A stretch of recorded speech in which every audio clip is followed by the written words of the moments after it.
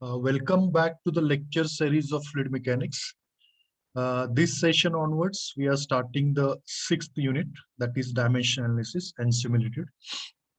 This session, we are going to discuss the basics of dimensional analysis. Dimensional analysis is a mathematical technique which makes use of dimensions to, for solving several engineering problems.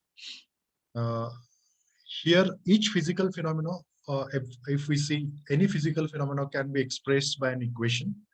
And the equation, it gives the relation between different quantities. And such quantities are either dimensional or non-dimensional. Dimensional analysis helps in determining a systematic arrangement of variables in physical relationship, combining dimensional variables to form a non-dimensional parameters. It is based on the principle of dimensional homogeneity and uses the dimensions of relevant variables affecting the phenomenon. Dimensional analysis has become an important tool for analyzing fluid flow problems, especially the complex engineering problems where there is no theoretical solution is given. In that circumstances, it becomes a very important tool to develop a physical relationship amongst the particles. It is specially useful in presenting experimental result in a concise form. So the uses of dimensional analysis, following are the uses of dimensional analysis to test the dimensional homogeneity of any equation of fluid motion, whether that equation is correct or not, that we can analyze with the help of this technique, or that we can investigate with the help of this technique. To derive a rational formula for flow phenomena, then to derive equations expressed in terms of non-dimensional parameters to show the relative significance of each parameters. To plan a model test and present experimental results in a systematic manner, thus making it possible to analyze the complex fluid flow problems. Especially model testing is, there is a separate session for similarity or similitude. So model testing for large systems, especially large power plants, large pumping systems, where it is not possible to perform the test on actual prototype. So this particular technique helps to, or allows us to do that testing on model, which may be a very small model. And same model testing can be replicated to, or can be applicable to a actual prototype. That is the biggest advantage of this dimensional analysis technique. So advantages of dimensional analysis, it has the following advantages: that it expresses the functional relationship between the variables in dimensionless terms. In a hydraulic model testing studies, it reduces the number of variables involved in a physical phenomena. So if we convert dimensional parameter to non-dimensional parameters, so substantially variables can be reduced. So that we will come to know when we solve the actual problem. So all the physical variables, they are converted into a non-dimensional parameters by combining the groups. Design curves, especially the design curves, which are mainly developed with the help of models. And these design curves can be developed with the help of experimental data and or a direct solution of the problem. And this design curve, if it is developed in non-dimensional form, then it can be applicable for any similar type of machine or system for a large scale. So that is another advantage of dimensional analysis. It enables getting up a theoretical equation in a simplified dimensional form. So any theoretical equation, we can make it simplify with the help of this technique. Dimensional analysis provides a partial solution to the problems that are too complex to dealt with mathematically. The conversion of units of quantities from one system to another is facilitated. So these are some advantages of dimensional analysis. Now we'll see what is meant by dimensions. Dimensions, the various physical quantities used in fluid phenomena can be expressed in terms of fundamental dimensions or primary quantities. The fundamental quantities are mass, length, time, and temperature, and they are mainly designated by capital letters M, L, and T. Theta is used for the temperature. The temperature is especially useful in compressible flow because there the temperature effect is considerable. The quantities which are expressed in terms of fundamental or primary quantities are called as derived or secondary quantities. Suppose, for example, velocity. Velocity, it is the unit of velocity, it's meter per second. So it is expressed in terms of length and time.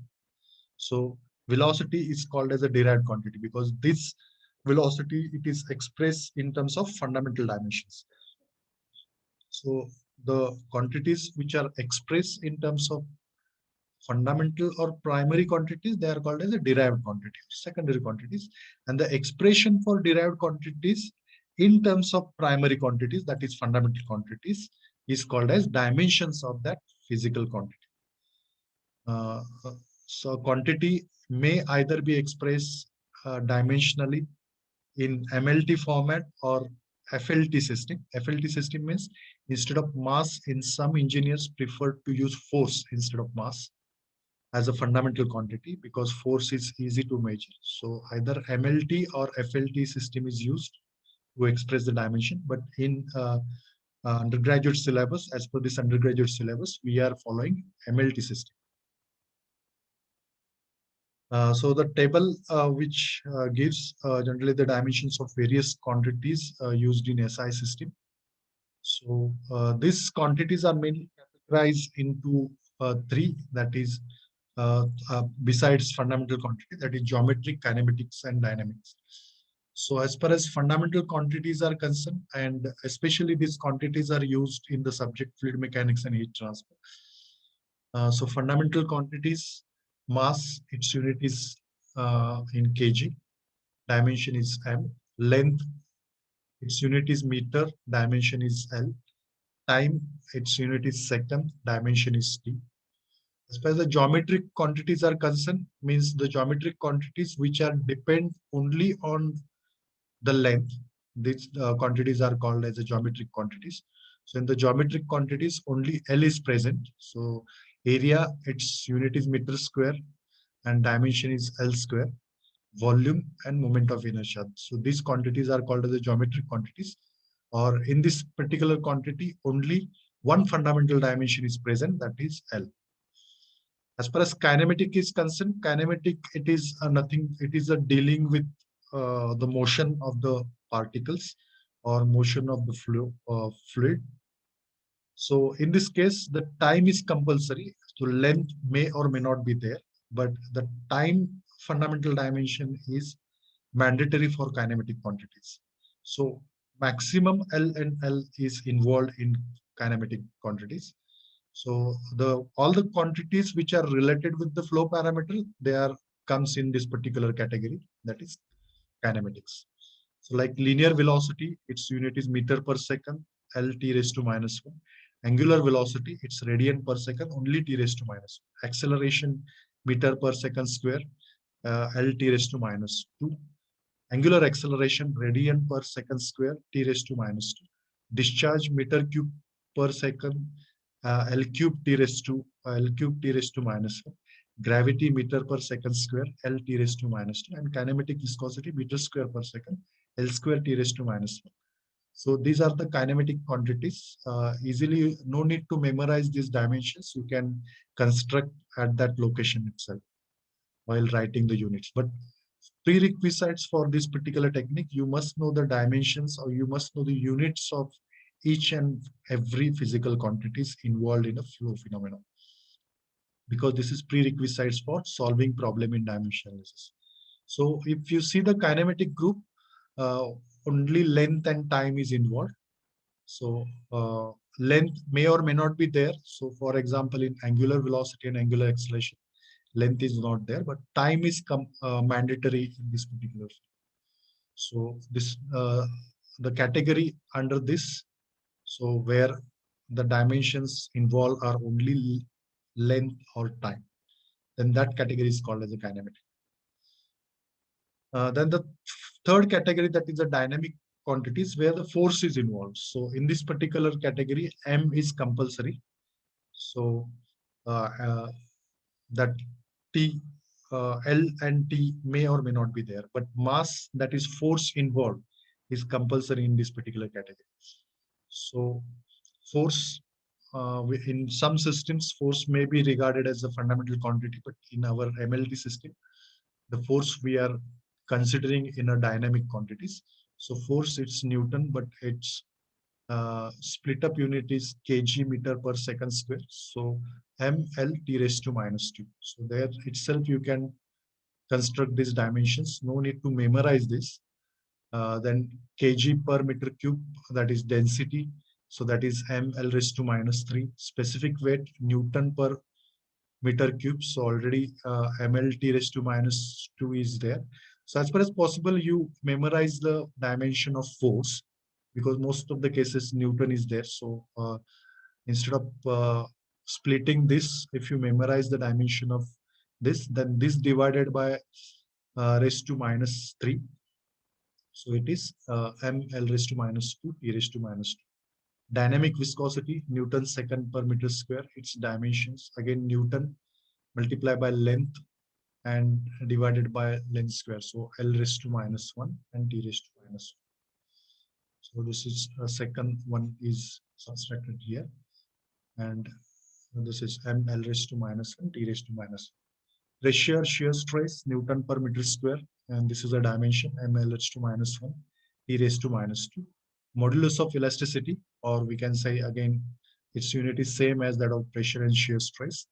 So its dimension is ml raised to minus 1, t raised to minus 2. Moment, that is kg meter per second. So mass into velocity, that is called as moment. So ml t raised to minus 1. Angular momentum, that is ml square t raised to minus 2. Then work or energy, that is Newton meter. His dimension is ml square t raised to minus 2. Torque, Newton meter, ml square t raised to minus 2. Power, Newton meter per second, ml square t raised to minus 3. So these are the dimensions where m is mandatory, because m mandatory, mass mandatory means the force is mandatory. So because as per the definition of dynamics, it is the motion of the fluid particle considering the forces causing the motion. So force is compulsory. So every dimensions you will find mass, length may or may not be there. Here time is not there. In some cases, length, but in most of the cases, L is also present. But in newtons per second, that is a formula of weight flow. In that case, the length may not be there. So these are the dimensions, that is dynamic quantities.